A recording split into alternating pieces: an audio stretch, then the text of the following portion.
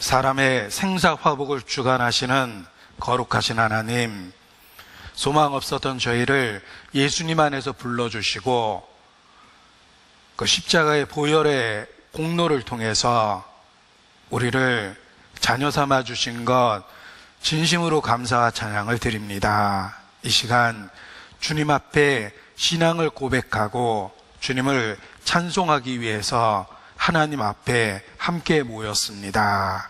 우리 각 사람 주의 권능의 손길로 붙잡아 주시고 우리 중심의 변화를 주시며 우리의 삶에 하나님의 영광을 나타내 주시기를 주님께 기도합니다.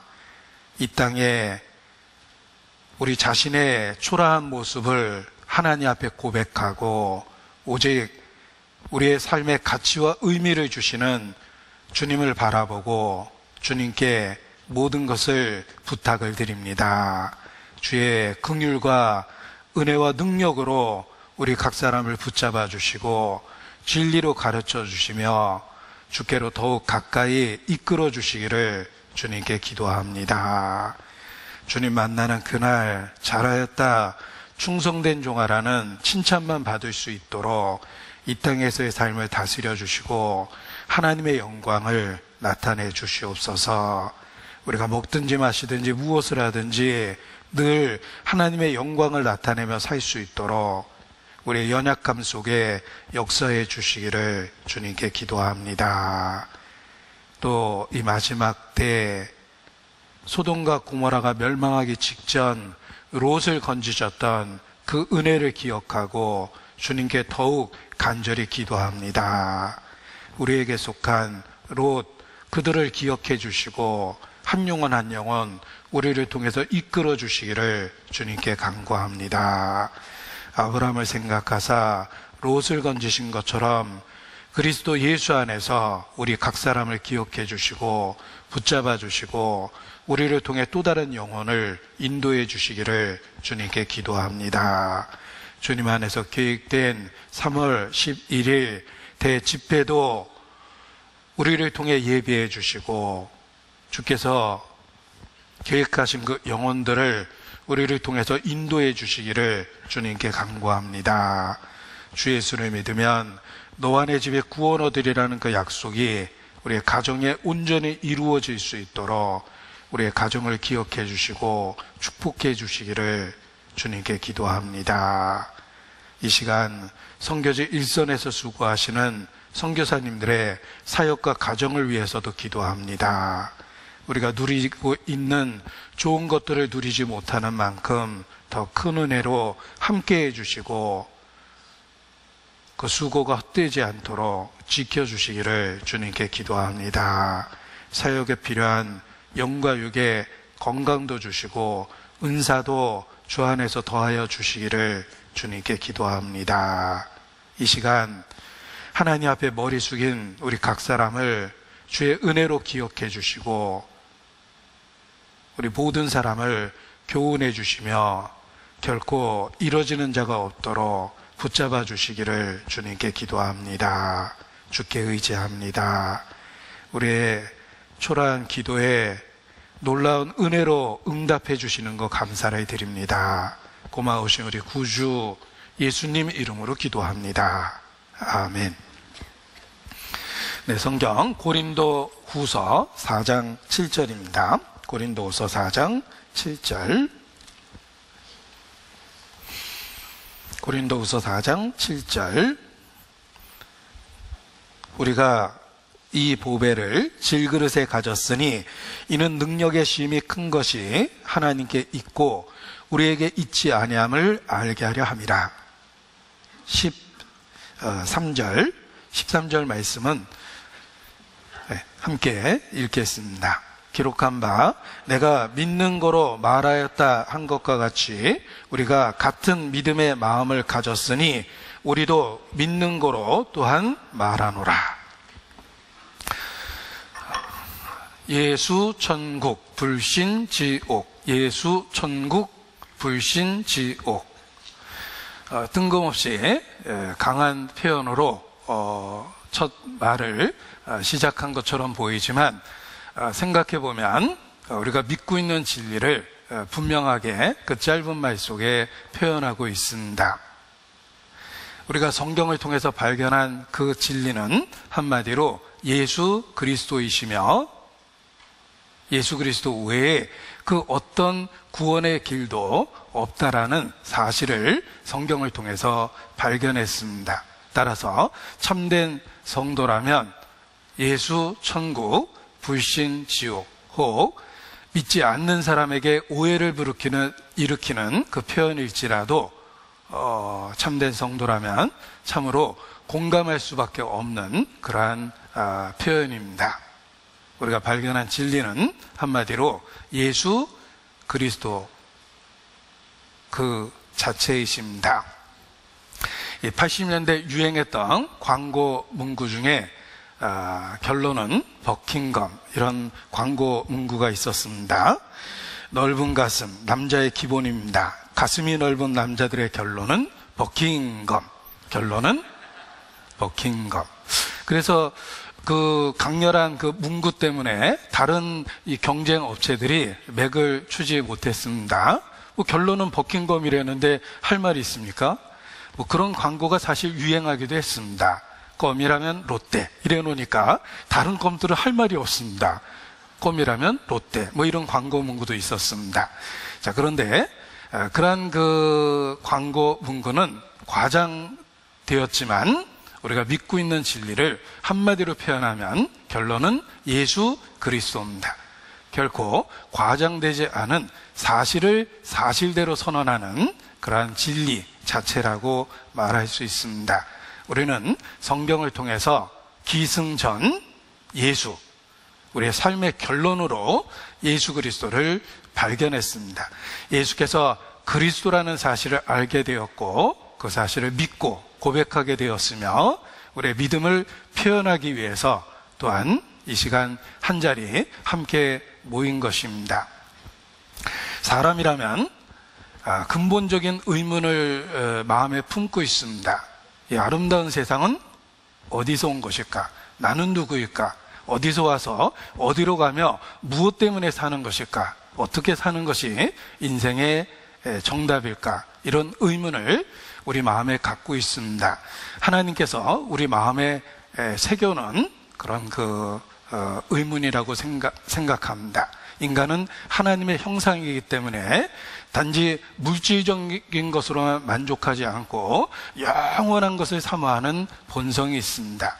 하나님의 형상으로 지음을 받은 영혼 때문에 자신의 존재에 대한 의문을 갖고 있고 궁극적인 진리를 찾으려는 본능이 있는 것입니다. 그리고 우리는 치열한 삶을 살아내면서 그 의문에 대한 답을 성경을 통해서 알게 됐고 믿게 된 것입니다. 바로 결론은 예수 그리스도입니다. 우리는 인생의 정답이라고 할 수 있는 예수 그리스도를 발견하고 믿는 사람이 되었습니다. 그래서 The answer is Christ. 예수가 답이다. 뭐 이런 서양 사람의 짧은 표현이 있는데 그 말 그대로 예수가 답이다. 우리 인생에 예수 그리스도를 삶의 답으로 발견한 것입니다. 여기 7절에 보배라는 말이 있습니다. 우리가 이 보배를 질그릇에 가졌으니 이 보배가 바로 예수 그리스도 자신이라는 것을 우리는 발견했고 믿고 있는 사람입니다. 우리가 발견한 최고의 보배는 예수 그리스도 자신입니다. 천국의 비유를 살펴보면 여러 비유로서 진리를 반복해서 설명해 주셨는데 자기의 모든 소유를 다 팔아 꼭 가져야 될 보배가 있다. 그 보배가 바로 천국의 비유로 이렇게 말씀하셨습니다. 우리는 천국 비유에 등장하는 그 보배가 자기의 모든 소유를 팔아 반드시 가져야 될 그 보배가 예수님 자신이라는 것을 성경을 통해서 발견했고 예수님이 바로 천국 그 자체이며 우리에게 하나님의 나라, 그 자체가 되었다는 것을 알고 믿고 있습니다. 오늘 본문에 표시하시고 예수님의 천국 비유가 가장 많이 한 장에 기록된 마태복음 13장을 보시겠습니다. 천국 비유가 7가지나 반복적으로 이렇게 표현되어 있습니다. 마태복음 13장 44절입니다. 천국은 마치 밭에 감추인 보화와 같으니 사람이 이를 발견한 후 숨겨두고 기뻐하여 돌아가서 자기의 소유를 다 팔아 그 밭을 샀느니라. 자기의 소유를 다 팔아 기꺼이 모든 것을 투자해서라도 얻고 싶은 보화를 발견한 것입니다. 비교할 수 없는 그 보화를 발견한 것입니다. 여기에 핵심적인 키워드는 자기의 모든 소유를 다 팔아 그 보화의 가치를 그렇게 표현했습니다. 또 45절도 동일한 내용을 강조하고 있습니다. 또 천국은 마치 좋은 진주를 구하는 장사와 같으니 극히 값진 진주 하나를 만남에 가서 자기의 소유를 다 팔아 그 진주를 샀느니라. 그 당시에 가장 가치 있는 보석 중에 하나가 진주입니다. 최고의 진주를 발견했을 때 기꺼이 자기의 소유를 다 팔고자 하는 그런 마음을 갖게 됩니다. 우리도 마찬가지입니다. 삶을 살아가면서 우리의 모든 소유를 다 팔아서라도 꼭 가져야 될 그 보화를 발견한 것입니다. 자기의 모든 소유를 다 팔아 기꺼이 모든 것을 포기할 수 있을 만한 그 놀라운 보배가 바로 예수 그리스도 자신이라는 것입니다. 영어로 예수님을 믿는다고 그럴 때 believe라는 동사를 씁니다. 그런데 단독으로 쓸 수 있는 believe에 전치사 in을 써서 예수님을 믿는다고 그럴 때 I believe in Jesus Christ, 예수님을 믿습니다라고 이렇게 표현합니다. 단독으로 쓸 수 있는 동사 believe에 왜 전치사 in이 붙어 있는가?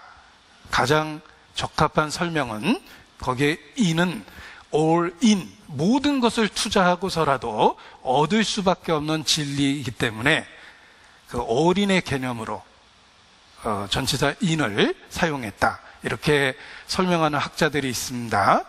그 말이 그리스도인들에게 가장 공감이 되는 표현 중에 하나입니다. 우리는 예수 그리스도를 all in, 모든 소유를 다 팔아서 믿을 수밖에 없는 보배로 여기고 있는 바로 믿는 그리스도인입니다. 예수님 자신이 바로 성경에서 말한 하나님 나라, 천국 그 자체이며, 그리고 예수님을 모든 소유를 다 팔아 반드시 가져야 될 보화로서 우리에게 설명해 주고 있습니다. 학개서 2장 7절 말씀을 보겠습니다. 미가남, 하박국, 스바냐, 학개, 스가랴, 말라기, 이렇게 순서를 외워보면 1311페이지입니다. 학개서 2장 7절입니다. 1311페이지 학개서 2장 7절. 아직 못 찾으신 분은 먼저 회개부터 하셔야 됩니다. 성경에 익숙해지기 위해서 더 노력을 하셔야 됩니다. 학개서 2장 7절 말씀 같이 읽겠습니다.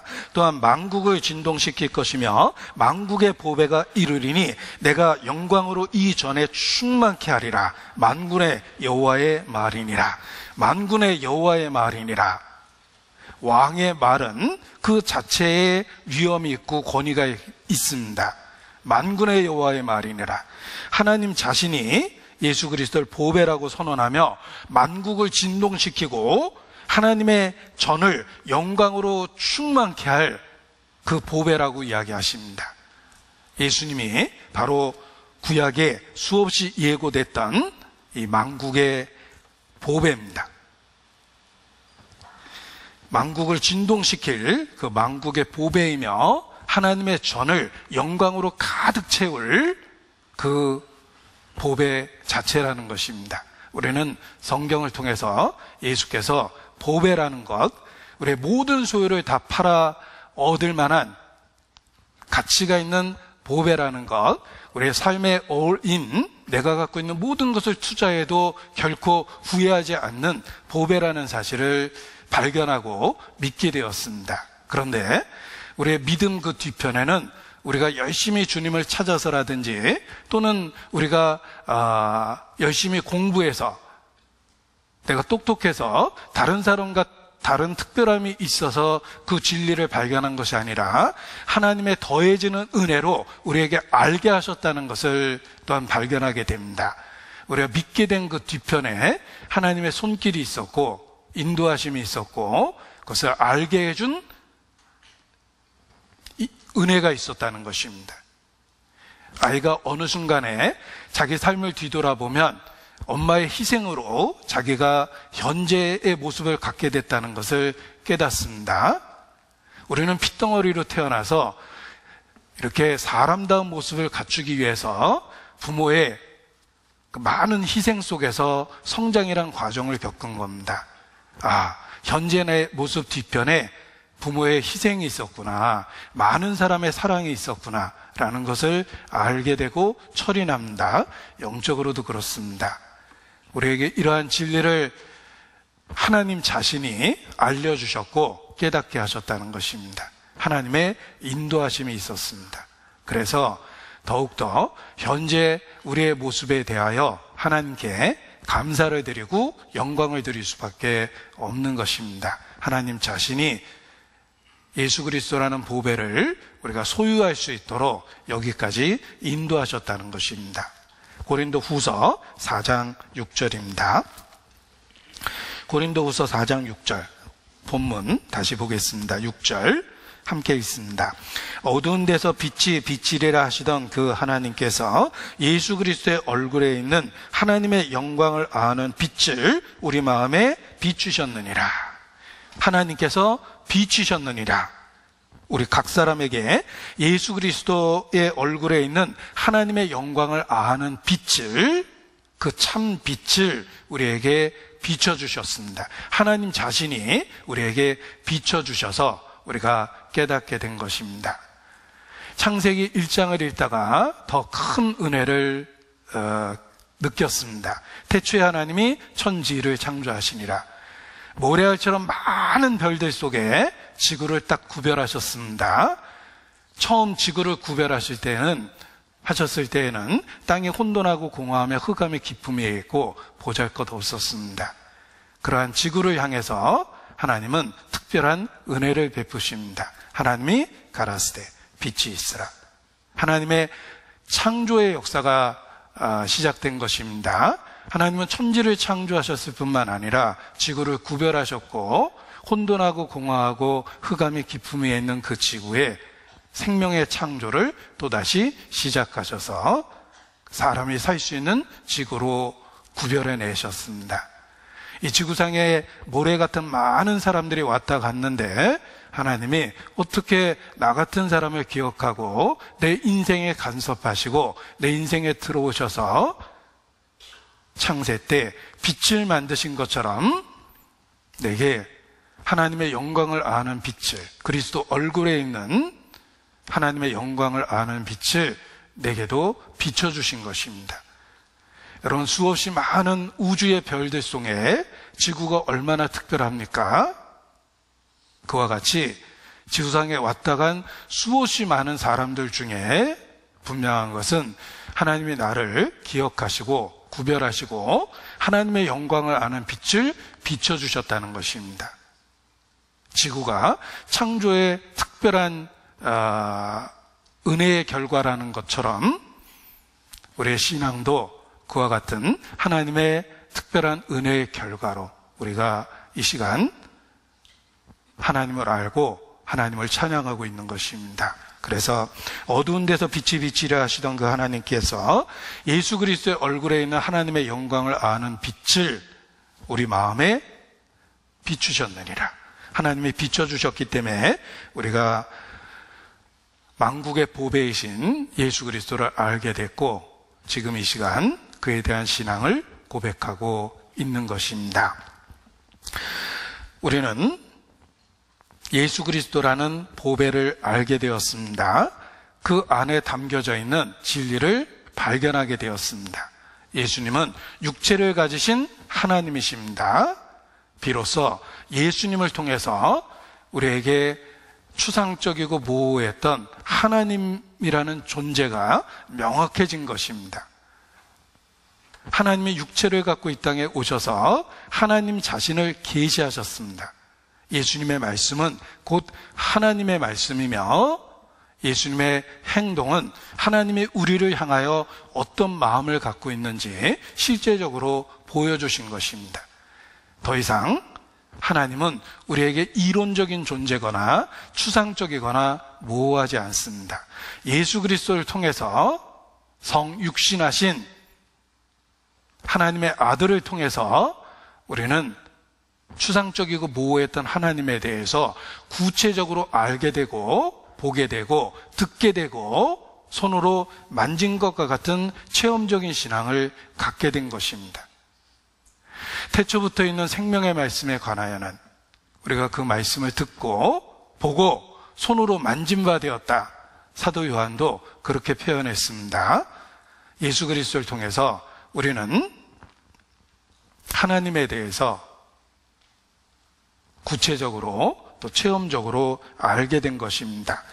하나님이 사람을 왜 지으셨는지, 인간의 위치가 하나님 앞에 어떠한 모습인지, 그리스도 안에서 어떤 은혜와 사랑을 주시고 있는지 우리는 비로소 하나님의 중심에 있는 그 사랑을 예수 그리스도를 통해서 보고 체험하고 소유하게 된 것입니다. 우리에 대한 하나님의 사랑은 그리스도 예수 안에서 주셨고 그러한 사랑은 아주 특별한 사랑입니다. 하나님이 피조물에게 베푸시는 일반적인 호의가 아니라 아들과 같이 아주 특별한 존재에게 주시는 그 사랑을 그리스도 안에서 우리에게 주신 것입니다. 자, 하나님은 사랑이십니다. 그 사랑의 속성을 갖고 있는 하나님은 만왕의 왕이십니다. 왕으로서 존재하는 모든 것에 대한 통치권을 갖고 계십니다. 생각해 보십시오. 왕이 백성들을 위하고 백성들에게 은혜를 베푸고 호의를 베풀 수 있습니다. 그런데 단지 자신이 다스리는 백성에게 베푸는 호의와 하나밖에 없는 자식에게 주는 그 호의는 전혀 다릅니다. 특별한 관계 때문에 일반적인 백성에게 주는 호의가 아니라, 왕으로서 주는 호의가 아니라 부모와 자식이라는 관계에 의해서 비교할 수 없는 호의와 사랑을 주는 것입니다. 예수님을 그리스도로 믿는 우리에게 하나님께서 그러한 사랑을 주셨습니다. 이것은 단지 피조물에게 주시는 단순한 호의가 아닙니다. 우리가 상상할 수도 없는 그러한 놀라운 사랑을 우리에게 주셨다라는 것입니다. 하나님의 사랑, 하나님이 육체를 갖고 이 땅에 오셨다는 것, 그리고 그분이 십자가에 우리가 죽어야 될 그 위치에서 대신 죽으셨다는 것, 그것으로 완전하게 충분하게 사랑을 입증하시고 보여주셨습니다. 우리는 애매한 희미한 사랑의 그림자를 붙잡고 있는 것이 아니라 입증된, 확증된, 보증된 충분하고 완전한 사랑을 알고 믿고 있는 것입니다. 왜냐하면 그리스도 안에서 우리에게 주신 사랑이 그러하기 때문에 그렇습니다. 하나님이 육체를 가지고 신분을 초월하여 하늘로부터 이 땅에 오셨다는 것, 오신 것만 해도 지상 최대 유수인데 그분이 우리가 죽어야 될 그 위치에서 대신 죽으셨다는 것입니다. 우리는 그 사실을 알고 믿고 있습니다. 그 안에 하나님께서 우리에게 아주 특별한 사랑을 주셨다는 것을 알 수가 있습니다. 그 특별한 사랑을 설명하기 위해서 내가 진리의 말씀으로 너희를 낳았다. 부모 자식 간의 출생의 관계로 비유해서 설명해 주셨습니다. 그래서 거듭난다고 이야기하고 하나님의 자녀로 태어났다고 이야기하며 말씀을 매개체로 해서 우리를 자녀 삼아 주셨기 때문에 진리의 말씀으로 우리를 낳으셨다, 이렇게 표현하는 것입니다. 출생의 관계에 의해서 비유적으로 설명하고 우리가 얼마나 특별한 사랑을 그리스도 안에서 받았는지를 설명해 주셨습니다. 그리고 또 하나의 설명은 남편과 아내라는 언약의 관계입니다. 그래서 천국이 혼인잔치이며 신랑 되신 그리스도에게 우리는 그리스도의 신부라는 모습으로 주님과 하나 된다라고 이렇게 설명해 주셨습니다. 혼인의 관계를 통해서 얼마나 특별한 사랑을 주셨는지를 또한 설명해 주신 것입니다. 우리에 대한 하나님의 사랑은 이 혼인의 관계 속에 설명이 되어 있습니다. 혼인의 서약이 있기 전에는 남입니다. 님이라는 글자에 점 하나 찍으면 남이라고 그러는데 사실 냉정하게 남입니다. 남남으로 태어나서 남남으로 살아왔는데 혼인의 언약을 통해서 가장 친밀한 관계로 변화됩니다. 둘이 한 몸을 이룰지니 한 운명이 됩니다. 그래서 이 혼인 서약을 통해서 남남으로 살아왔던 남편과 아내가 하나가 된다라는 그러한 진리를 우리에게 우리 삶에 하나님께서 주셨습니다. 남자로 만들고 여자로 서로 다르게 만들어서 둘이 하나됨으로 특별한 하나님 앞에 모습이 됐다라는 것을 가르쳐 주셨는데 그리스도와 교회에 대하여 말하노라. 이 혼인의 관계 속에 우리를 받아주시는 그 특별한 언약 관계가 설명이 되어 있다는 것입니다. 그래서 아내와 여자는 다르며 남편과 남자는 다른 것입니다. 지구상의 절반은 남자고 지구상의 절반은 여자인데 아내가 그 중에 하나고 남편이 그 중에 하나가 아닙니다. 자기 인생에 아주 특별한 존재가 된 겁니다. 지구상에 수십억의 육체가 있지만 내 육체는 내게 있어서 특별하고 소중합니다. 비록 초라해 보이지만 하나님이 내게 주신 아주 특별한 육체예요. 나는 이 땅의 70-80년의 삶을 내게 주신 육체를 가지고 이 땅에서 살아내야 됩니다. 그런데 혼인의 언약을 통해서 하나님은 나에게 또 다른 육체를 더해 주셨습니다. 그것이 아내고 남편입니다. 그리고 한 육체처럼 하나님 앞에 한 운명으로 살아가도록 인도해 주셨습니다. 그 관계 속에 그리스도 안에서 우리를 받아주는 언약이 설명되어 있는 것입니다. 왜 예수님과의 관계를 통해서 하나님은 우리에게 특별한 은혜를 주시는가? 이 혼인의 언약 속에 설명되어 있는 것입니다. 그래서 그 혼인의 언약을 통해서 타인이었던 그가 내 인생에 마치 태어날 때 내 육체를 주셔서 그 육체 안에서 살게 하신 것처럼 혼인의 언약을 통해서 또 다른 육체를 더해 주셔서 축복을 더해 주신 것입니다. 혼인의 관계를 생각해 보면 그리스도 안에서 우리를 받아주시는 하나님의 사랑에 대한 이해를 할 수 있다는 뜻입니다. 우리에게는 아주 특별한 사랑을 주신 것입니다. 단지 피조물에게 통치 대상인 백성들에게 베푸시는 호의가 아니라 아주 특별한 언약을 통해서 특별한 사랑을 주신 것입니다. 요한 1서 4장 9절입니다. 자, 천국에 시험 봐서 들어가야만 한다면 이 문제는 주관식으로 반드시 나올 거라고 생각을 했습니다. 일타 강사가 알려드리는 거니까 잘 기억하시기 바랍니다. 요한 1서 4장 9절. 천국 본고사에 나올 만한 문제입니다. 문제를 알려드리겠습니다. 9절. 하나님의 사랑이 우리에게 이렇게 나타난 바 되었으니 이렇게 밑줄을 긋고 이렇게가 가리키는 내용을 구체적으로 논하시오. 천국 본고사 문제입니다. 자, 하나님의 사랑이 우리에게 이렇게 나타난 바 되었다. 각각 답을 쓰셔야 됩니다.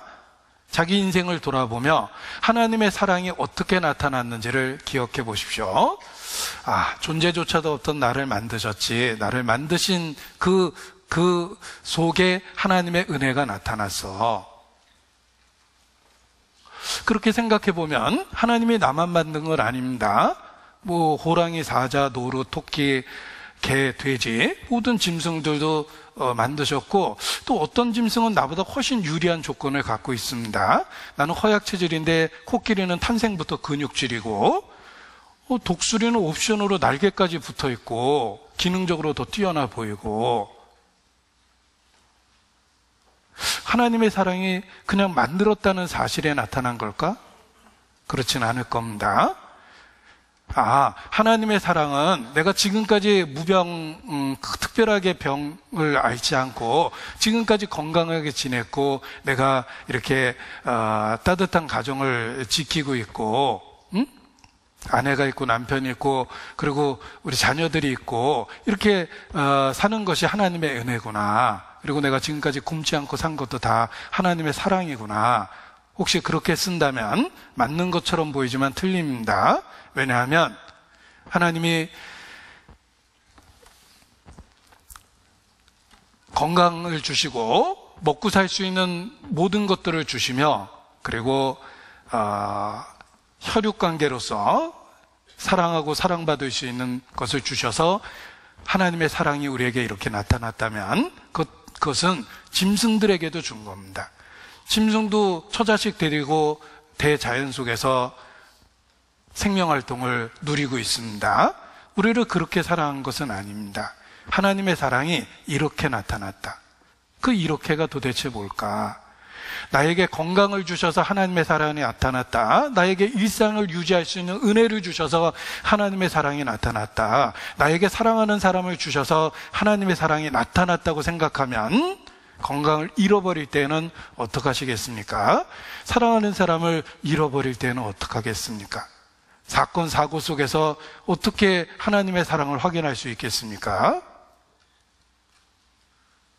하나님의 사랑은 독생자를 주심 속에 나타난 것입니다. 정답은 하나님의 사랑은 이렇게 나타났습니다. 이렇게 밑줄을 그고 이렇게가 가리키는 내용을 쓰라라고 시험에 나온다면 정답은 독생자를 주셨습니다. 하나님은 세상을 이처럼 사랑하사 독생자를 주셨습니다. 하나님의 사랑은 독생자를 주신 것 속에 나타나고 확증된 겁니다. 그리고 하나님은 아주 쉽게 정답을 붙였었어요. 하나님의 사랑이 우리에게 이렇게 나타난 바 되었으니 하나님이 자기의 독생자를 세상에 보내심은 저로 말미암아 우리를 살리려 하심이니라. 독생자를 주신 것 속에 하나님의 사랑이 나타났습니다. 그래서 병들어도 하나님의 사랑은 여전하고, 내가 누리던 좋은 것들이 사라졌지만 그럼에도 불구하고 하나님의 사랑은 여전히 나에게 있습니다. 왜냐하면 독생자를 주셔서 나를 살려주신 그 사실은 지속되기 때문에 그렇습니다. 자, 좋은 계절 봄입니다. 우리는 춘삼월, 그 좋은 계절 한복판에 들어오고 있습니다. 좋은 계절이지만 또 생각해보면 갑자기 슬퍼지기도 합니다. 왜냐하면 이 좋은 계절 봄날이 가고 있기 때문에 그렇습니다. 어떤 시인의 말처럼 19시절도 황혼 속에 슬퍼지더라. 봄날은 간다. 이런 그 유행가가 있었는데, 말씀가 봅니다. 목사도 이 유행가부터 먼저 생각이 나서 제가 예를 들고 싶었는데, 이렇게 문득 떠오른 예가 유행가입니다. 대중문화가 목사에게 어떤 영향을 미치는지 여러분은 생생하게 보고 있습니다. 19시절도 황혼 속에 슬퍼지더라. 함께 웃고 함께 울던 그 봄날은 가고 있습니다. 지금 건강하지만 앞으로 건강할 거라는 보장이 없죠. 게다가 예상되는 확실한 우리의 미래는 노화 병입니다. 나는 늙고 병들고 초라해질 겁니다.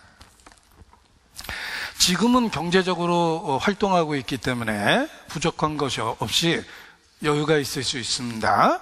그런데 슬퍼지는 것은 그것이 보장성이 없다는 것입니다.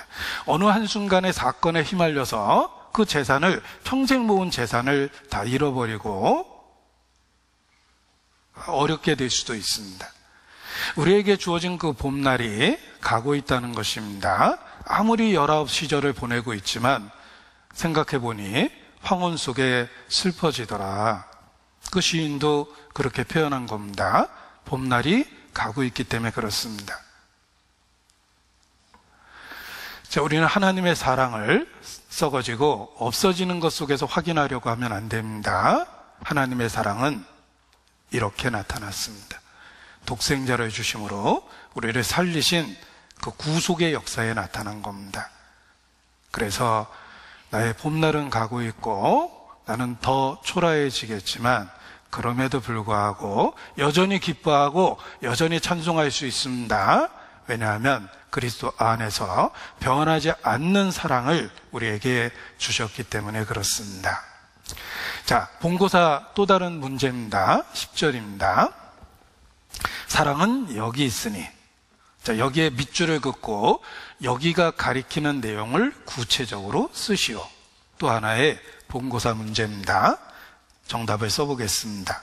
하나님은 아주 쉽게 정답을 이어서 말씀하십니다. 사랑은 여기 있으니. 우리가 하나님을 사랑한 것이 아니요. 명확하게 얘기했죠? 아닙니다. 우리가 하나님을 사랑한 것이 아니에요. 하나님, 저는 모태신앙이고, 예, 저의 실수를 바로잡고 시작하겠습니다. 하나님, 죄송합니다. 제가 경건치 못하게 발성했기 때문에 아마 이런 벌을 주신 것 같아요. 부드럽게 발음하겠습니다. 하나님, 저는 모태신앙이고요. 저 어려서부터 정말 하나님 뜻 가운데 살려고 노력했어요. 저 힘들고 어려울 때도 저 주의성수한 거 아시잖아요. 저 정말 성질 있는 사람이지만 그래도 내가 하나님 생각해서 평생 성질 죽이고 살았습니다. 하나님, 제 인생에 제가 하나님 믿느라고 겪었던 많은 어려움과 힘든 것들 아시잖아요. 제가 그래도 지금까지 신앙을 이렇게 지켰어요. 제가 얼마나 주님을 사랑하는지요. 정답은 거기에 있는 게 아닙니다. 우리가 하나님을 사랑한 것이 아니요 그랬습니다. 우리가 하나님을 사랑하기는 했는데 그 정도와 내용을 분석해보면 정말 초라하고 보잘것없습니다. 우리가 사랑한 것들은 하나님 외에도 참 많습니다. 뭐 육신과 관련해서 가족들에 대한 사랑도 크고, 그리고 내게 소중한 것들, 귀한 것들, 가치 있는 것들이 참 많습니다. 뭐 사랑하는 것들이 얼마나 많습니까? 없으면 허전하고 상처받을 만한 것들을 내가 많이 갖고 있죠. 그렇다면 그것과 비교해서 하나님을 얼마나 사랑하셨습니까? 성경이 요구하는 마음을 다하고 목숨을 다하고 뜻을 다하고 성품을 다하고 힘을 다해서 정말 하나님을 그렇게 내가 사랑했을까? 우리가 하나님을 사랑한 것이 아닙니다. 우리는 거의 대부분 24시간을 본성으로 세상을 그렇게 살았습니다. 내가 살아온 날들을 분석해보면 하나님을 가끔 인정하고 하나님 편에 선 적도 있지만 대부분의 시간은 그냥 본능대로 본성대로 내가 좋아하는 것들을 하면서 때로는 하나님에 대한 기억조차 지워버리면서 그렇게 대부분 인생을 살았습니다. 하나님을 사랑한 것이 아닙니다. 만일 우리가 하나님을 사랑한 것으로 하나님 앞에 가려 한다면 어느 누구도 하나님 앞에 이르를 수가 없습니다. 여러분, 대통령을 뇌물을 써서 만나려고 한다면 얼마를 써야 될까? 돈 10만 원은 써야 될걸? 야, 그거 갖고 대통령 되냐? 대통령인데 한 100만 원은 써야지. 100만 원 쓸까? 여러분, 100만 원 써서 대통령 만나려고 그러면은 뇌물 공여죄로 금방 체포될 겁니다. 대통령을 모독하는 거죠. 그러면 한 1억 원 써야 될걸? 1억 쓰면 대통령하고 친해집니까? 하물며 하나님 앞에 자기의 희생과 수고와 노력으로 하나님 앞에 가려고 하는 것은 참 어리석은 겁니다. 하나님을 모독하는 거예요. 하나님에 대한 지식이 없는 겁니다. 하나님의 사랑은 여기 있습니다. 정답이 써있죠? 우리가 하나님을 사랑한 것이 아니고 오직입니다. 하나님이 우리를 사랑하사 우리 죄를 위하여 화목제로 그 아들을 보내셨습니다. 하나님의 사랑은 십자가에 있습니다. 너무 쉽고 단순해서 때로는 우리가 그것이 진리라는 것조차도 잊어버릴 때가 있지만, 하나님의 사랑은 독생자를 주신 십자가 사건 속에 있습니다. 단순하고 쉽지만 완전하고 충분한 진리입니다. 우리가 다시는 의심하지 않아도 될 완전하고 충분한 진리를 주셨습니다. 그것이 바로 십자가의 구속의 사건입니다. 하나님이 우리를 위하시면, 하나님이 아들을 아끼지 않고 내어주실 정도로 우리를 위하시면 누가 우리를 대적하겠는가? 사망아, 너의 쏘는 것이 어디 있느냐? 독생자를 주신 그 사건은 입증된 사랑, 확증된 사랑입니다. 더 이상 의심하지 않아도 됩니다. 완전하고 충분한 사랑을 주신 거예요. 더더욱 우리가 아직 죄인 되었을 때, 우리가 연약할 때, 우리가 하나님과 원수 되었을 때, 그럼에도 불구하고 우리를 고쳐서 받아주신 것이 아니라 그냥 있는 모습 그대로 십자가의 구속을 통해서 우리를 받아주셨습니다. 우리는 사랑이 이렇게 나타났다는 거 알고 있습니다.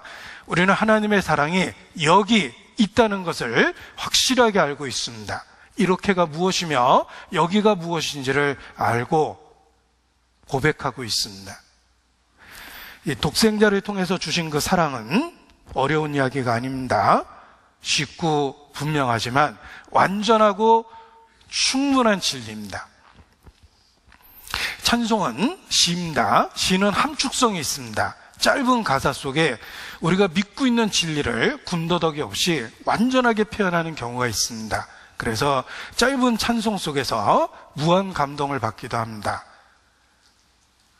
아주 짧은 찬송 속에 우리가 믿고 있는 진리가 놀라울 정도로 요약되어 있는데 몇 개 소개를 해보겠습니다. 생전의 사랑 죽어서 구원 묻혀서 내 죄를 담당하사 부활로 우릴 구하신 예수 다시 오시리 영광의 그날.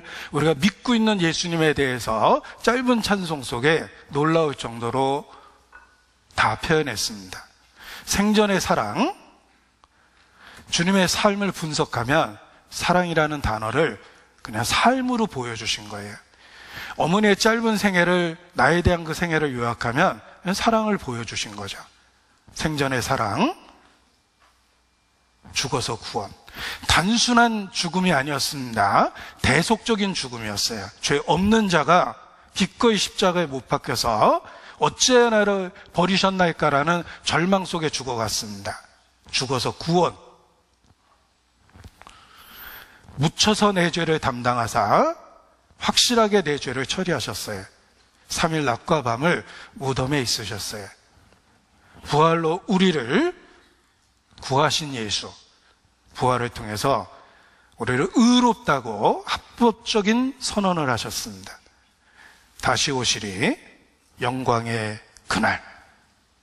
여러분, 예수님의 탄생, 죽음, 부활, 승천, 재림, 그 놀라운 진리를 짧은 찬송의 시 속에 다 담아냈습니다. 우리가 믿고 있는 진리는 단순하고 쉽습니다. 그리고 완전하고 충분합니다. 자, 우리에게 익숙한 또 다른 멜로디에 우리가 믿고 있는 진리를 짧게 표현할 수도 있습니다. 날 사랑하는 주님, 날 위해 죽으시고 부활 승천하시어서 나의 주가 되셨네. 주 오시면 전국에서 영원히 살리라. 영원토록 주 오시면 전국에서 주님과 살리라.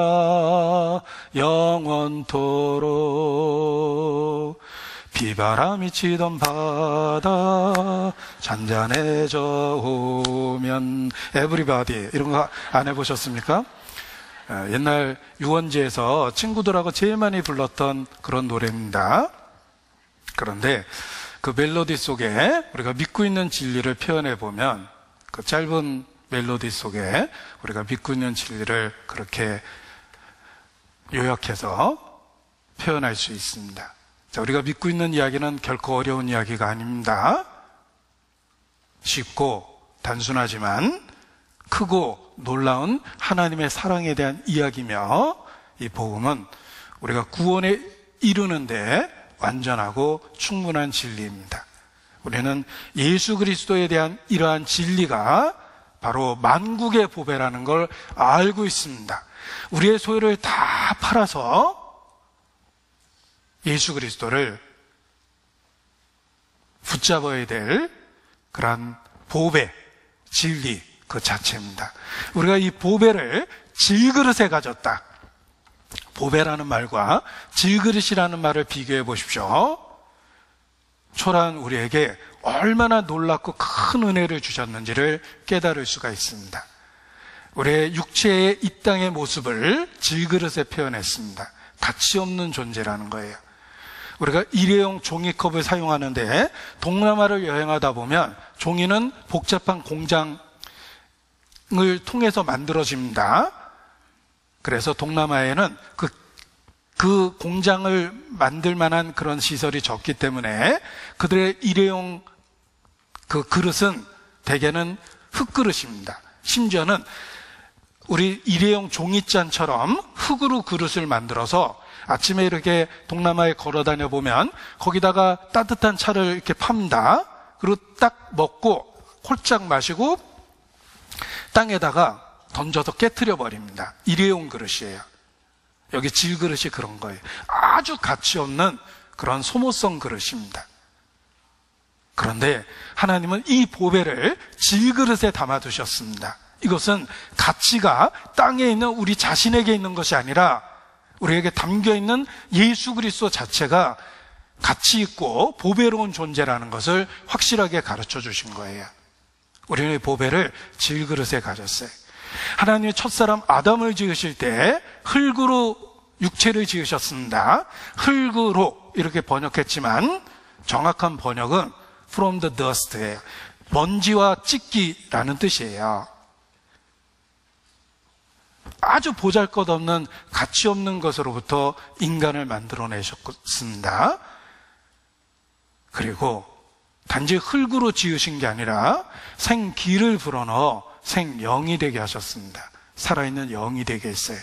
하나님하고의 관계와 사귐을 가질 수 있는 영적 존재로 지었습니다. 아담의 가치는 지상에서 취한 흙이 아닙니다. 동물도 지상에서 흙을 취하여 만드셨어요. 아담의 가치는 동물적인 가치가 아닙니다. 생기를 불어넣어 생영이 되게 한데 아담의 가치가 있는 것입니다.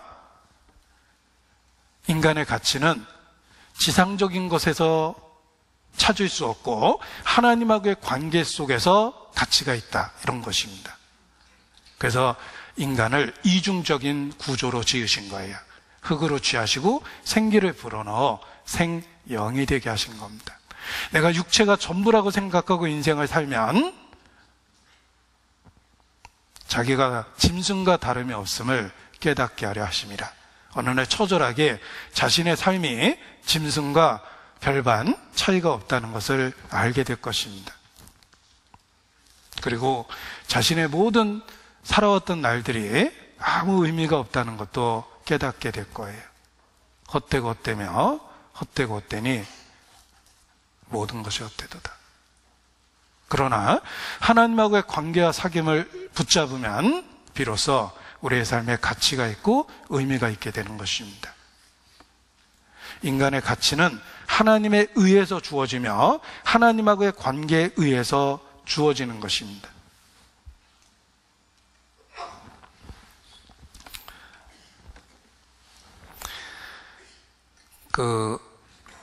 말씀을 너무 잘 들어서 동화 하나를 재미난 옛날 이야기 하나를 해드릴까 합니다.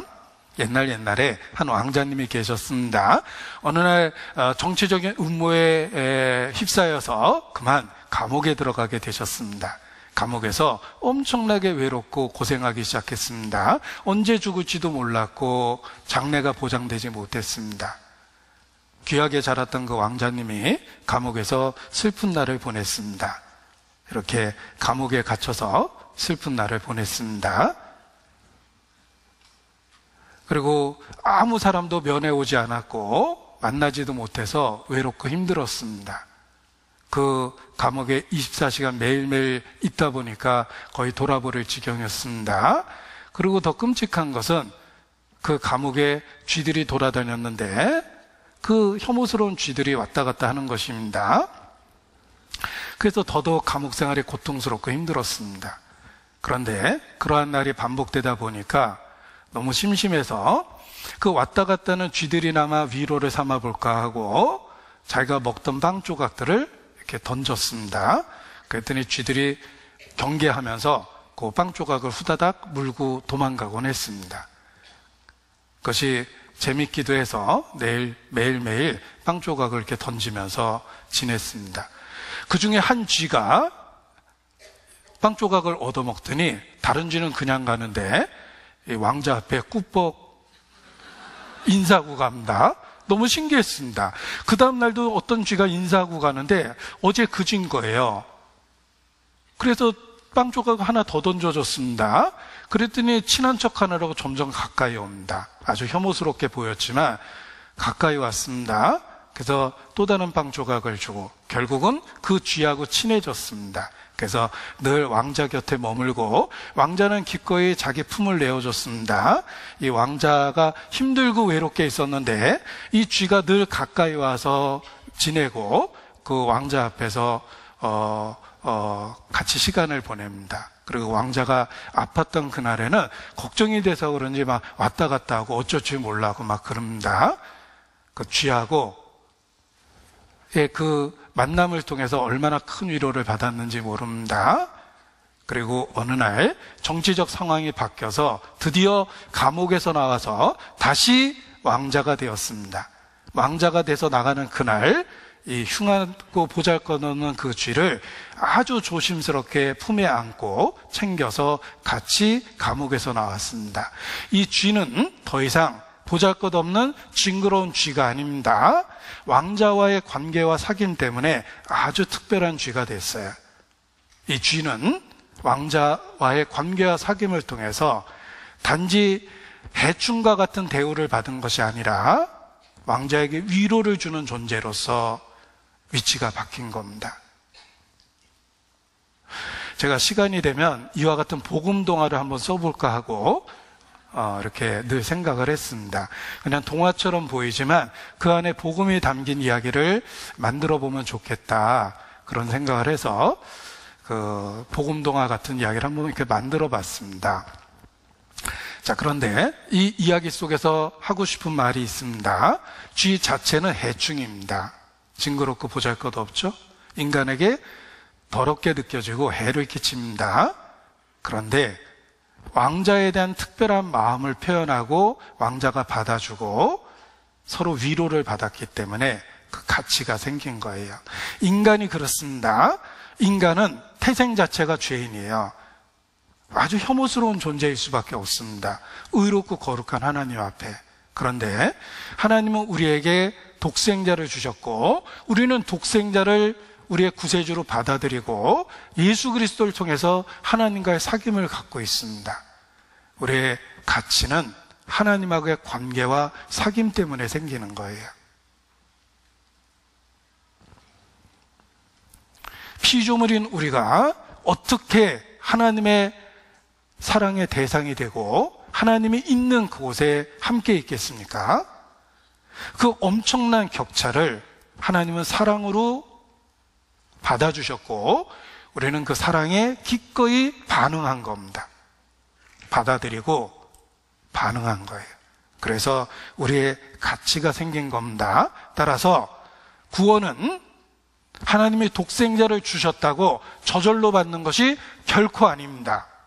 하나님이 세상을 이처럼 사랑하사 독생자를 주셨으니 우리가 저절로 구원받는 게 아닙니다. 인간은 반드시 그 사랑에 대해서 반응하고 화합하고 받아들여야 되는 거예요. 이는 저를 믿는 자마다 멸망치 않고 영생을 얻게 하려 하심이라. 믿는 자마다라는 절대적인 조건이 있습니다. 구원은 저절로 받는 게 아닙니다. 적극적으로 반응하고 화합하고 받아들여야 돼요. 만문 다 열어놓고 내 구주를 영접하라. 저절로 받는 게 아닙니다. 마음을 다하고 목숨을 다하고 뜻을 다하고 힘을 다해서 주님에게 반응해야 돼요. 화합해야 돼요. 받아들여야 돼요. 그래서 구원은 입으로 시인하여 이루는 것입니다. 침묵하시면 안 돼요. 반드시 진리에 대해서 반응하셔야 되는 거예요. 로마서 10장 9절 10절입니다. 로마서 10장 9절 10절.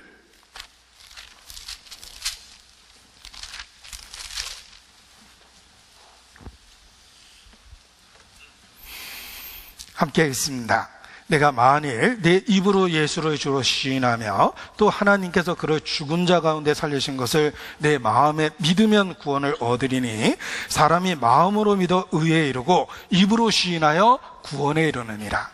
입으로 시인하여 마음으로 믿어 내적 외적으로 예수 그리스도에 대해서 반응해야 됩니다. 받아들여야 됩니다. 저를 영접하는 자마다 하나님의 자녀가 되는 권세를 주셨다.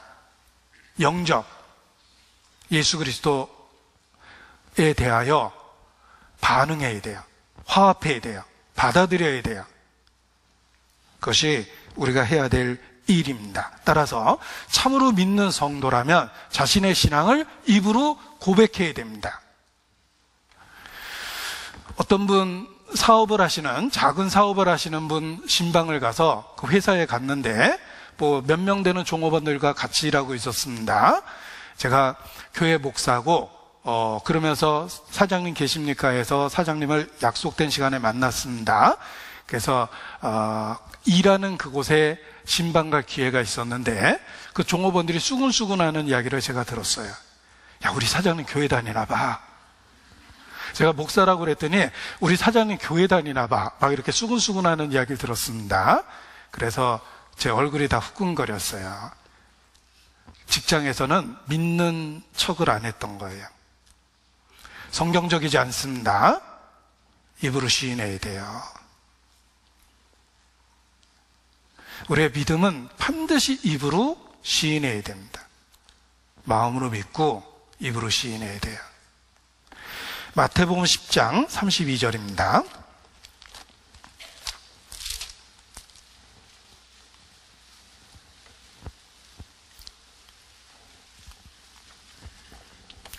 (32절) (33절) 함께 읽습니다.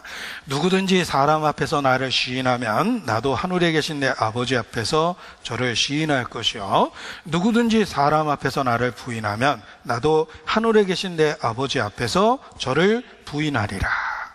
사람 앞에서 나를 시인하면 우리의 믿음의 진정성 중에 하나는 우리의 믿음에 대한 고백입니다. 마음으로 믿는 건 내적입니다. 입으로 시인하는 것은 외적이며 또 다른 사람이 알 수 있도록 반드시 시인하고 말해야 되는 거예요. 그래서 신앙의 첫 번째는 say, 말하라 입니다. 말해야 됩니다. 제가 신앙의 3S라는 걸 한번 표현해 봤는데 우리가 믿음이 있다면 반드시 그 믿음에 대해서 say, 말해야 됩니다. 자, 오늘 설교 제목이 3S예요. 또 다른 게 있겠죠? show, 믿음을 보여줘야 돼요. 그리고 share,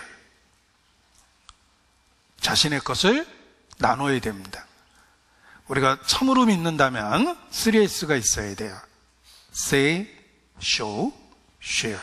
믿음을 말하고, 그리고 보여주고, 그리고 share.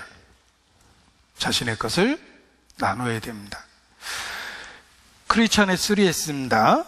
여러분, 세상에 3S도 있어요. 세상에 3S라는 게 뭐 3선으로 이루어진 아디다스 아닙니다. 3S라고 그랬더니 아디다스인가 보다 3선. 그거 아닙니다. 세상의 3S는 스포츠, 섹스, 스크린, 머리 끝자를 딴 것으로 권력의 정통성이 약하거나 국민들로부터 지지받지 못하는 정권이 정부에 대한 대중의 불만을 다른 곳으로 돌리려는 우민화 정책이다. 그래서 주로 공산국가가 스포츠에 올인하거나 아니면 뭐 발레, 오페라 이런 것들이 엄청나게 발달합니다. 러시아가 그렇잖아요. 우민화 정책 중에 하나입니다.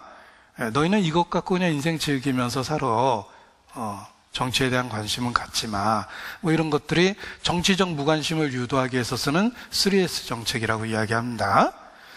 성, 스크린, 스포츠 이렇게 이야기하는데 그리스도인의 3S는 따로 있습니다. say, 말하고, show, 신앙을 보여주고, share, 자신의 것을 나누는 겁니다. 우리의 신앙은 단지 마음에만 있으면 안 되고 적극적으로 입술로 표현되어야 되는 겁니다. 마가복음 8장 38절입니다. 마가복음 8장 38절.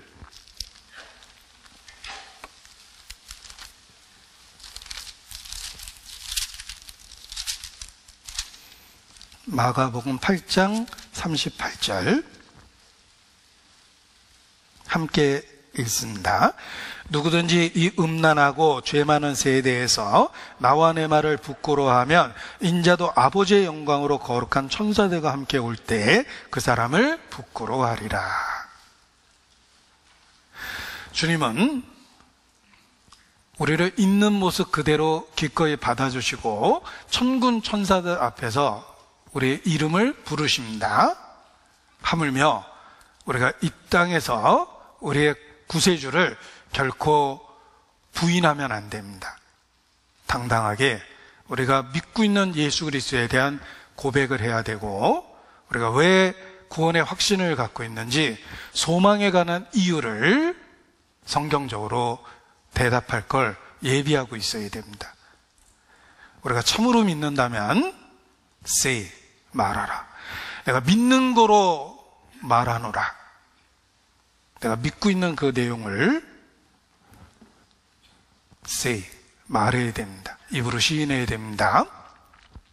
때로는 시인하는 것 자체가 목숨을 걸어야 할 때가 있습니다. 교회 역사 속에서 그러했습니다. 기독교를 핍박하던 그 시절에는 예수 믿는다는 고백 자체가 곧 죽음하고 연결이 됐습니다. 그럼에도 불구하고 그 시대의 크리스찬들은 주님을 부정하는 것보다는 기꺼이 스스로 죽음을 택했습니다. 교회 역사를 보십시오. 여기 역사적인 사례를 하나 예를 들어 보겠습니다. 그 핍박의 시절에 초대교회에 있었던 역사 중에 폴리캅이라는 그 순교자의 일화가 알려져 있습니다. 그는 서머나 교회의 지도자였습니다. 이 폴리캅은 산채로 화형당해서 죽게 되었는데 그의 고결한 인품은 대적들조차도 알고 있었기 때문에 죽이는 걸 꺼려했답니다. 저렇게 훌륭한 사람을 그렇게 쉽게 죽이면 안 된다고 생각해서 총독이 여러 번의 면담을 했답니다. 너 속으로만 믿으면 되잖아. 꼭 그걸 겉으로 표현해야 돼? 너 속으로만 믿고 딱 한 번만 부정해봐. 그게 뭐 그렇게 어려운 일이야. 네 목숨을 건질 수 있는 일인데 딱 한 번이면 되는데 너 속으로는 그냥 믿어. 겉으로 딱 한 번만 부정해봐. 이렇게 유혹을 합니다. 그때 폴리카비 했던 말이 역사에 남았습니다. 나는 86년 동안 예수 그리스도를 섬기며 살아왔습니다. 그분은 한 번도 나에게 해를 끼친 적이 없고 나를 부정하신 적도 없습니다.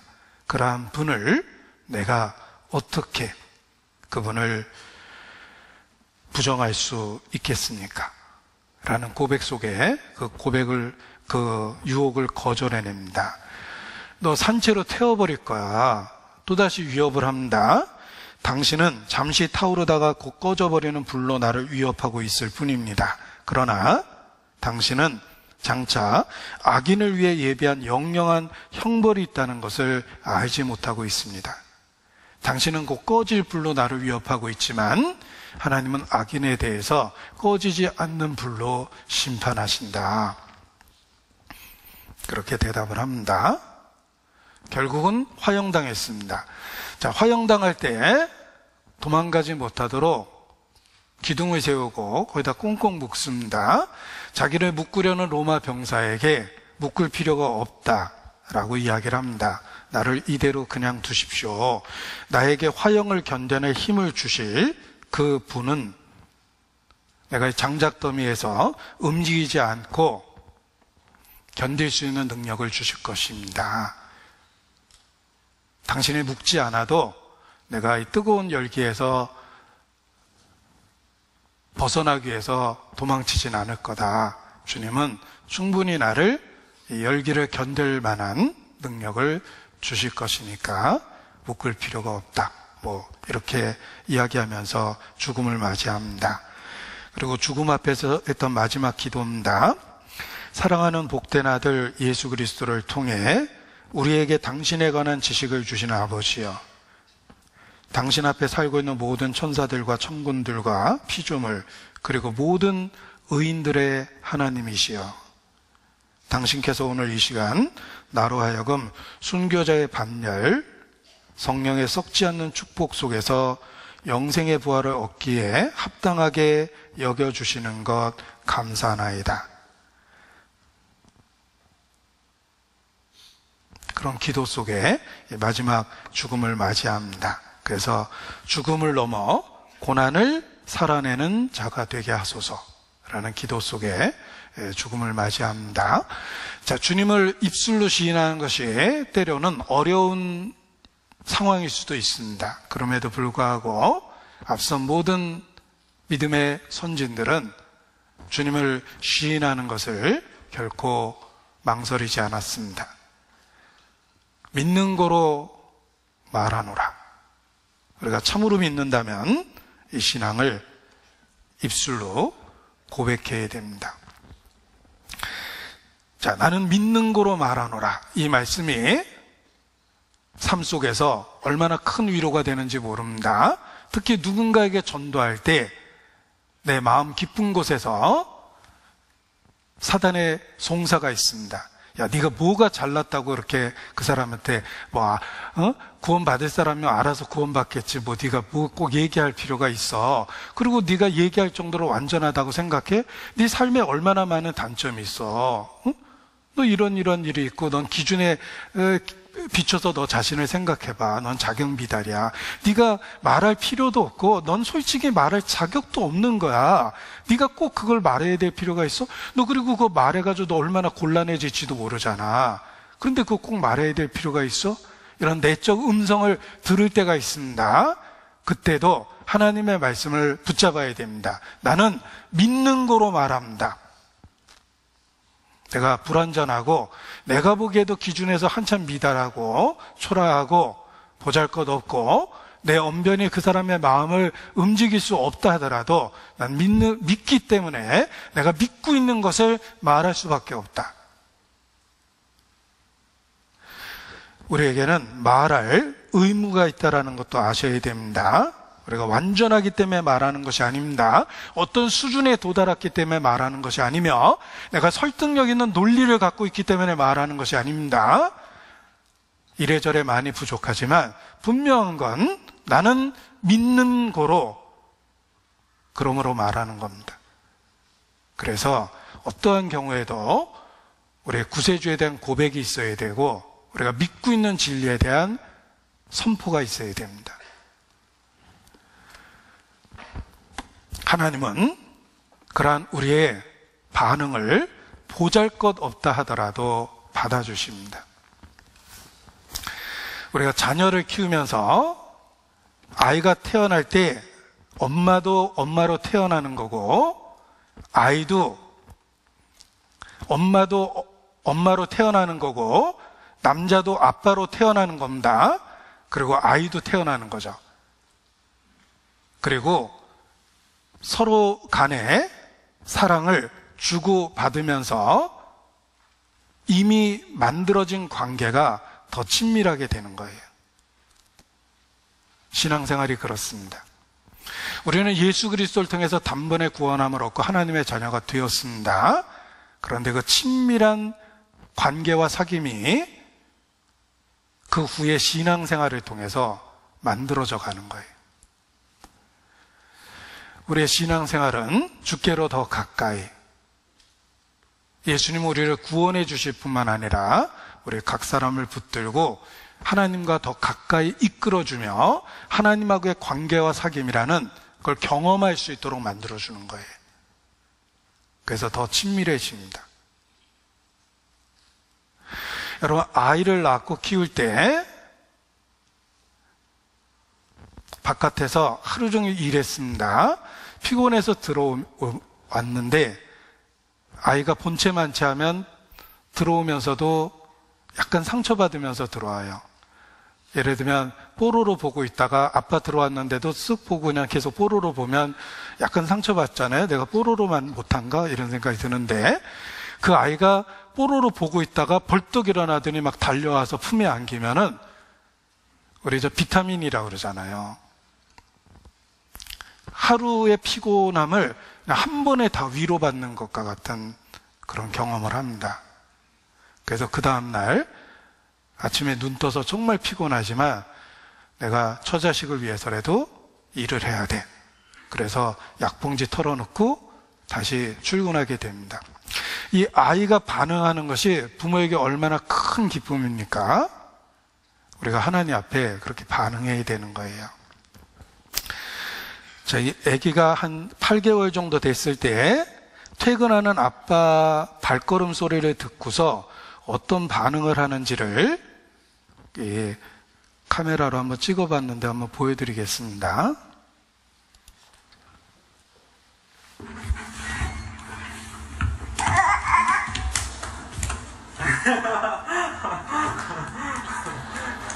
아빠 하면 박수 쳐주는 거야, 연희야?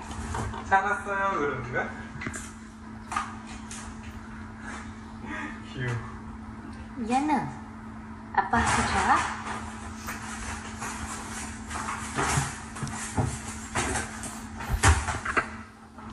이거 뭐야? 이거. 아빠다.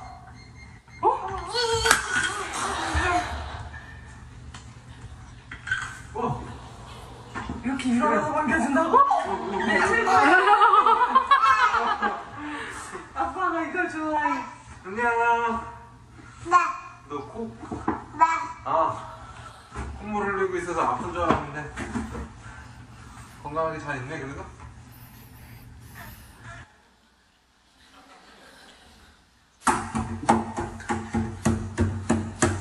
못 찍었어. 그래도 안녕.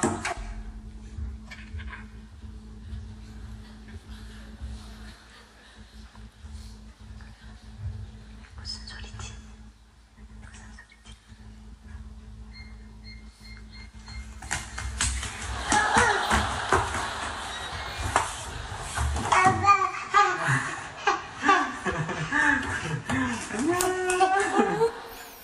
이렇게 맞이해 주니까 얼마나 정이 가겠습니까? 늘 저녁에 함께 놀아주던 아빠가 어느 날 출장을 갔습니다. 애가 충격을 받을까봐 공항에 같이 갔습니다. 아빠 비행기 타고 멀리 갔으니까 한참 있다 와 라고 미리 사전 교육을 했습니다. 근데 그 아이가 비행기 타고 아빠 갔다라고 생각을 하니까 유치원 가다가 2살짜리입니다. 비행기 보면서 하는 말이 있습니다. 아빠 안녕. 비행기 지나가서 아빠 안녕 한 거야? 아, 그렇구나. 위에 뭐지? 위에 달이 있네. 안녕. 달 안녕. 아빠 안녕. 아빠 안녕. 가자 이제 우리 이제. 아빠 안녕. 아빠 오늘 올 거야 연우야 다시 회사에서. 아빠 부릉부릉 차 타고 갔어 이제. 비행기 타러 갔어? 아빠 안녕. 아빠 안녕. 가자. 아빠 안녕.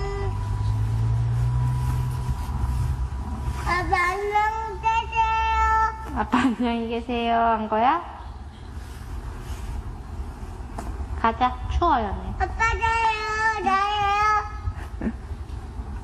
아빠 나예요. 아빠 사랑해 한 거야? 자, 아이는 아빠의 사랑에 대한 반응을 하면서 아빠와의 관계와 사귐이 더 깊어집니다. 하나님 앞에 우리 자신의 모습도 복음에 대해서 반응하며 우리의 신앙이 자라는 거라고 생각을 합니다. 저는 제 자신의 모습을 그릴 때 때로는 젖병들고 있는 아이의 모습으로 그릴 때도 있고 때로는 5, 6살 된 아이의 모습으로 그릴 때도 있습니다. 하나님 앞에 내 영적인 수준이 그렇게 스스로도 유치해 보일 때가 있습니다. 그런데 분명한 것은 우리가 구세주에 대한 반응을 할 때 하나님은 기뻐하신다는 거예요. 우리 일상의 삶 속에서 구세주를 기억하고 구세주에 대한 반응을 할 때 하나님은 그것을 기뻐하십니다. 참으로 믿는다면 믿는 것을 말해야 될 의무가 있는 것입니다. 그리고 단지 이 믿음은 말하는 것뿐만 아니라 보여줘야 됩니다. 이 믿음은 단지 말하는 것뿐만 아니라 보여줘야 된다라고 표현을 했는데 예전 한 통신사의 표어가 쇼를 해라 뭐 이런 표어가 있었습니다. 신앙은 쇼를 해야 됩니다. 보여줘야 돼요. 이게 일회적으로 보여주는 것이 아니라 여기 The show must go on 이렇게 돼 있죠. 계속돼야 되는 겁니다. 우리의 신앙생활은 우리가 믿고 있는 것을 다른 사람이 볼 수 있도록 보여주는 겁니다. 마태복음 5장 16절입니다. 마태복음 5장 16절.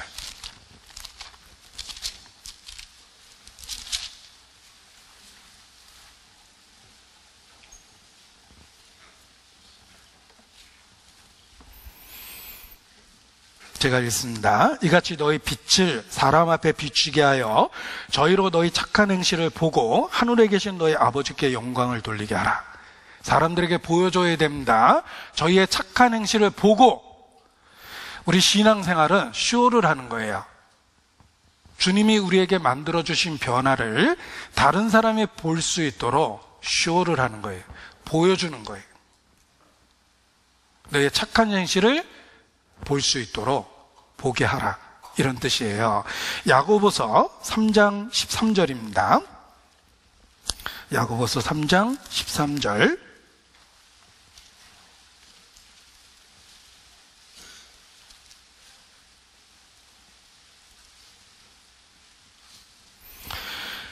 같이 읽습니다. 너희 중에 지혜와 총명 있는 자가 누구뇨? 그는 선행으로 말미암아 지혜의 온유함으로 그 행함을 보일지니라.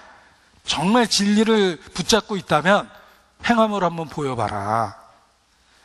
단지 더 논리적이고 설득력 있는 말로 이것이 진리라고 주장하지 말고 정말 당신이 진리를 붙잡고 있다면 삶으로 한번 보여봐라. 그 행함으로 보일지니라.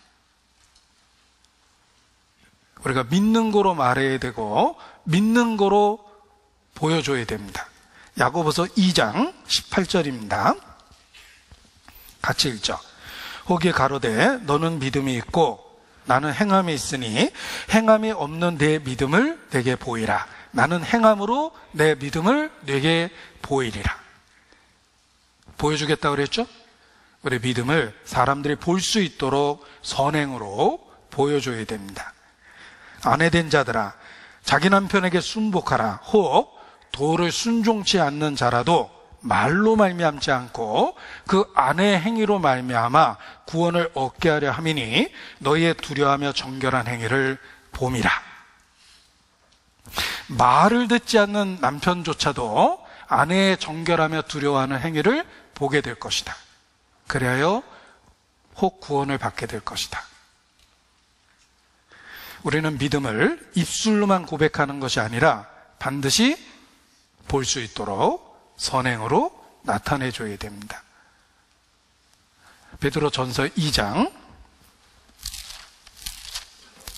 12절, 베드로전서 2장 12절입니다.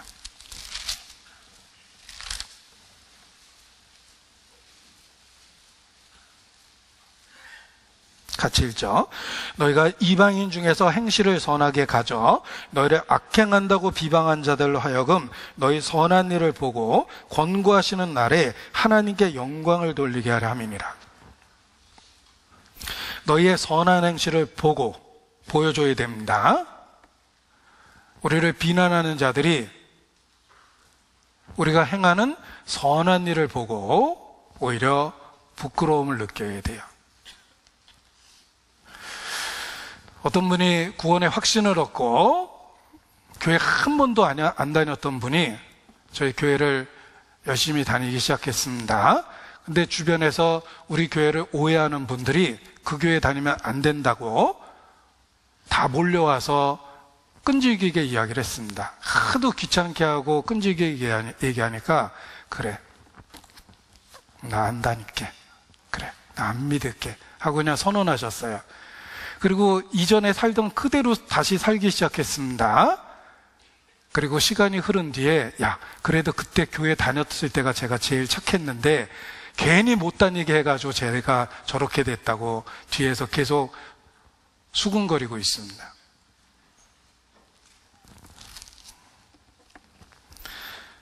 우리가 진리를 올바로 믿으면 단지 이론적으로 올바로 믿는 게 아니라 우리의 행실이 바르게 됩니다. 그래서 열매를 보아 나무를 안다라는 말처럼 우리 주변 사람들이 그 중심에 올바른 진리가 있다는 걸 인정할 수밖에 없고 비난하는 사람들이 오히려 부끄럽게 느껴지는 겁니다. 그래서 우리가 믿는 믿음 때문에 주변 사람에게 오해를 받을 때에는 더 행동에 있어서 성경적인 기준을 붙잡고 올바로 살아야 됩니다. 우리의 믿음을 행함으로 보여줘야 돼요. 내가 본성적인 행동 다 하고 성질난다고 화 다 내고 이기적인 결정만 하고 그런다면 누가 우리의 믿음을 진실되다고 평가해 주겠습니까? 우리가 갖고 있는 믿음이 욕먹지 않기 위해서라도 선행으로 믿음을 보여줘야 됩니다. 쇼를 해야 돼요. 미국의 유명한 무신론 기자가 있습니다. 그는 철저하게 기독교를 배척하고 있습니다. 그가 어느 날 아프리카를 이곳저곳을 여행했는데 부족들을 만날 때마다 큰 차이가 있다는 것을 발견했습니다. 상대적으로 안전하고 굉장히 좋은 분위기의 부족들이 있고 어디를 가면은 아주 무섭고 위험하고 사람들이 거칠고 이런 걸 경험하게 됐습니다. 같은 아프리카 비슷한 지역에서 사는 부족들이 왜 이렇게 엄청난 차이가 있는 걸까를 조사해 봤습니다. 선교사들이 들어가서 선교 사역이 된 곳은 느껴질 정도로 부드러웠대요.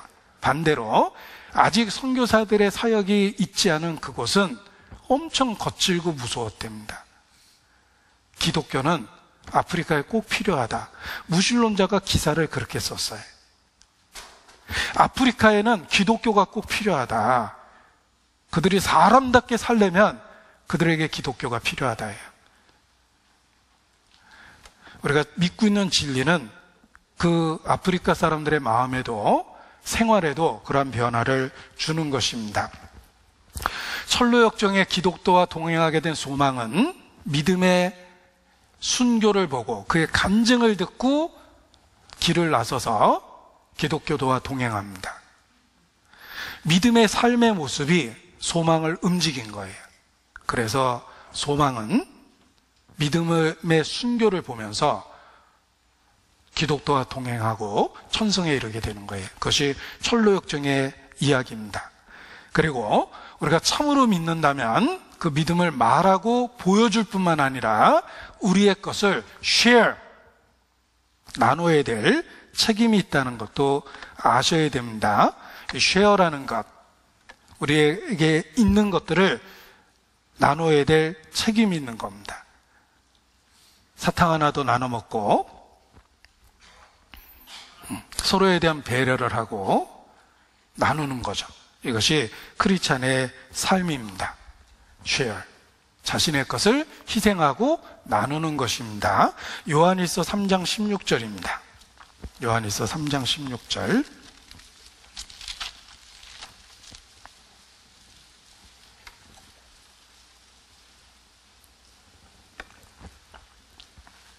같이 읽습니다. 그가 우리를 위하여 목숨을 버리셨으니 우리가 이로써 사랑을 알고 우리도 형제들을 위하여 목숨을 버리는 것이 마땅하니라. 목숨을 버리는 것이 마땅하다. 하물며 우리에게 있는 것들을 share, 나누는 것이 마땅합니다. 그래서 17절에 누가 이 세상 재물을 가지고 형제의 궁핍함을 보고도 도와줄 마음을 막으면 하나님의 사랑이 어찌 그 속에 거할까 보냐. 자녀들아, 우리가 말과 혀로만 사랑하지 말고 오직 share, 행함과 진실함으로 하자. 자기의 것을 나누는 겁니다. 야고보서 2장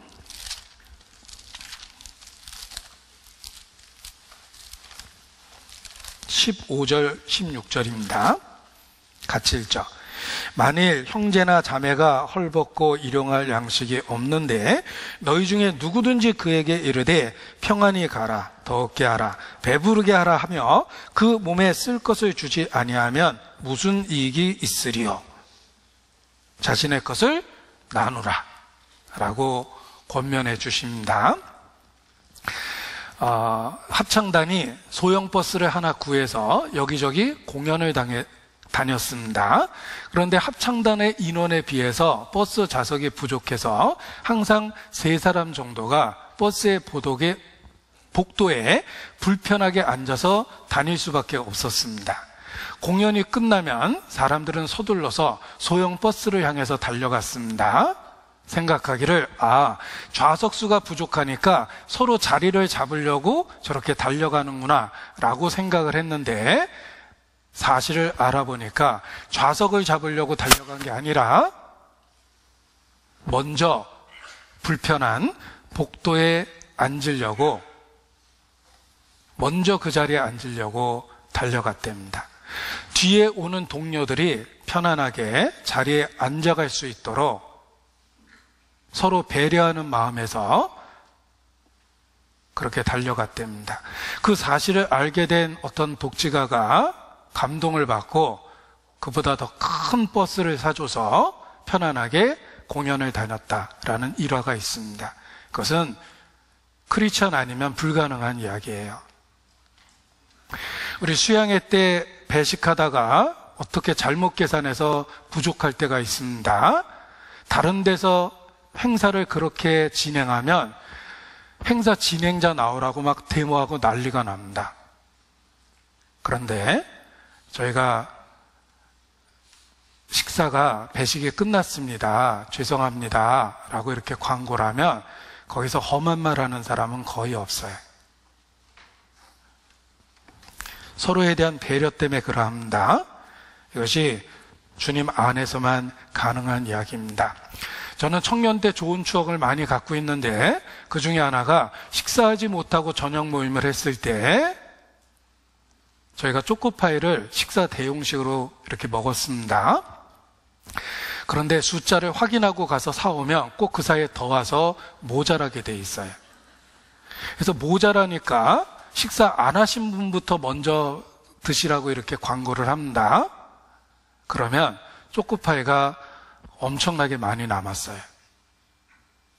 모자란다 그러니까 아예 포기를 했던 거예요. 그런 일은 저는 교회에서밖에 사실 못 봤습니다. 우리가 믿고 있는 진리가 우리를 share, 나눌 수 있도록 마음을 넓혀주기 때문에 가능한 거예요. 그건 주님께서 우리 마음을 넓혀주신 결과입니다.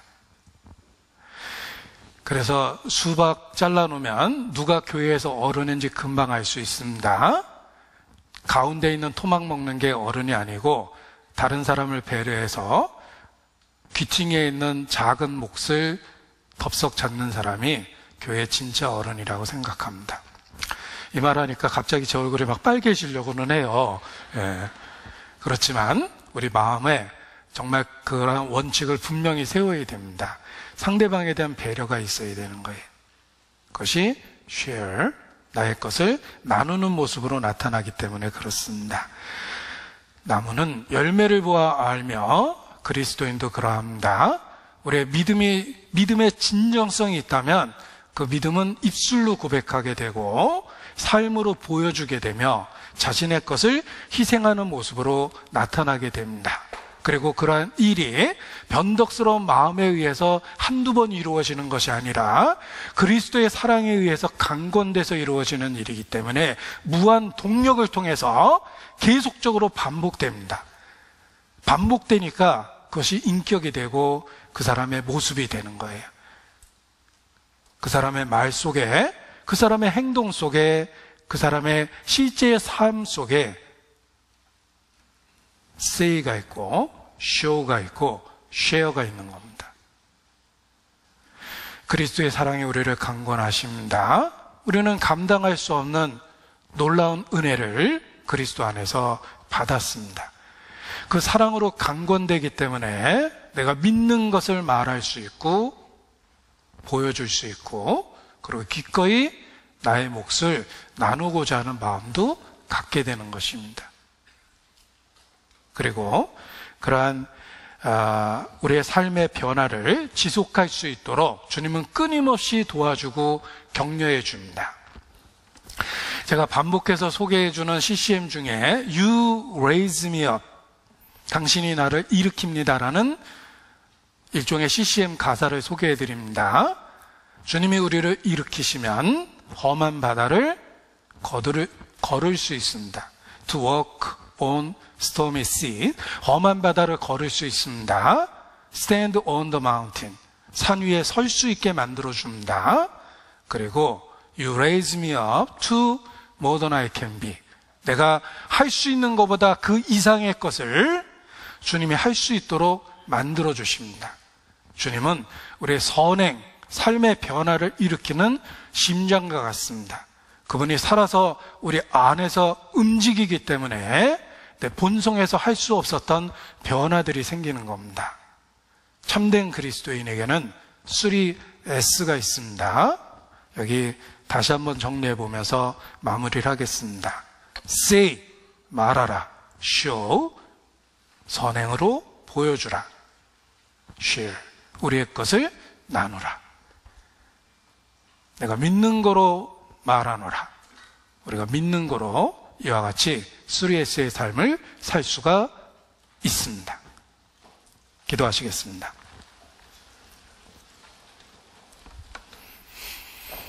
아버지 하나님, 주님 만나는 그날 기쁨으로만 설 수 있도록 이 땅에서의 삶을 다스려 주시고 우리를 있는 그곳에서 증인 삼아 주시며 단지 말로만 전도하는 것이 아니라 행함으로 보여주고 우리의 것을 기꺼이 나눌 수 있도록 더욱더 주장해 주시고 이끌어 주시기를 주님께 기도합니다. 매일의 삶을 헛되이 보내지 않고 영원한 것을 위해서 심을 수 있도록 주님 붙잡아 주시고 또 일깨워 주시기를 주님께 기도합니다. 3월 11일 집회에도 주의 권능으로 역사해 주시고 우리를 통해 예비해 주시기를 주님께 기도합니다. 고마우신 우리 구주 예수님 이름으로 기도합니다. 아멘.